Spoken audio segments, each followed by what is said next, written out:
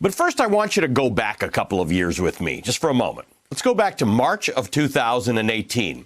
There was this super weird moment, and it involved Donald Trump's legal representation. The president had already had a heck of a hard time securing legal representation for the Mueller investigation. At least a dozen top flight attorneys had turned him down, which is unusual for a president of the United States. But that is kind of what happens when you have a well-earned reputation for ignoring legal advice and not paying your legal bills.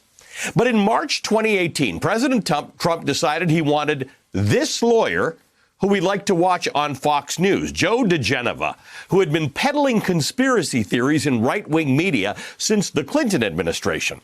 Joe diGenova told Fox News that Trump had been framed by the Justice Department and the FBI. Now, that was what Donald Trump wanted to hear. And so Trump hired him. Now, to be clear, Trump had never met him.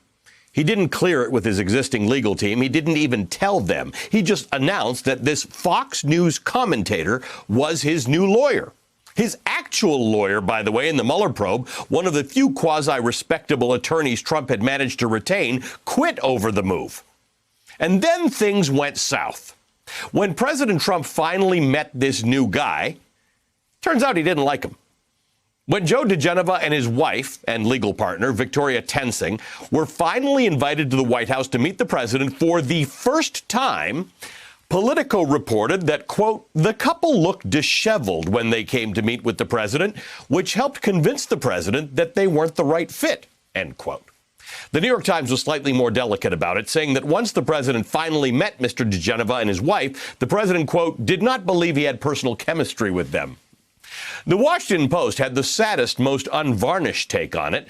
The president wanted diGenova to be on his legal team, even though he didn't know him, because the president enjoyed Mr. diGenova's TV appearances. However, once he announced he hired him and brought him to the White House to meet him, quote, the president was less impressed with Mr. diGenova than he had been while watching him on television. Ouch. Donald Trump had been turned down by top lawyer after top lawyer. You're kind of scraping the bottom of the barrel when you land on a Fox News commentator to be your representation in one of the most serious investigations into a president in modern times. But even for Donald Trump, Joe diGenova turned out to be a little underwhelming.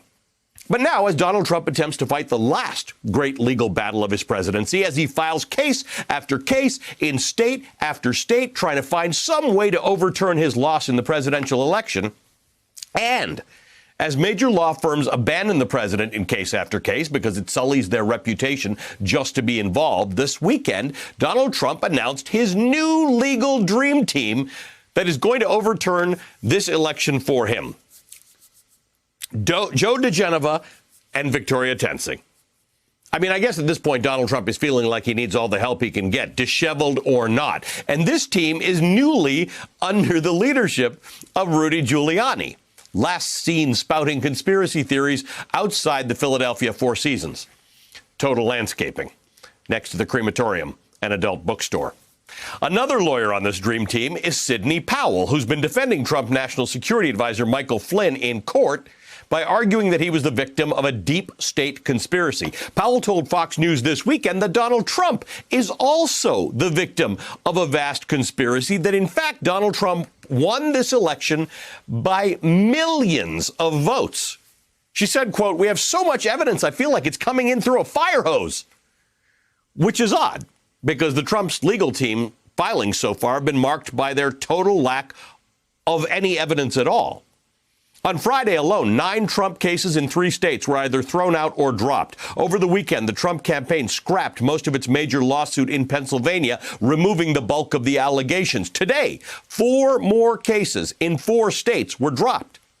Even the president's Twitter feed seems to be having some trouble persevering. Yesterday, he tweeted in all caps, I won the election. Today, not even all caps. Someone's a little low energy.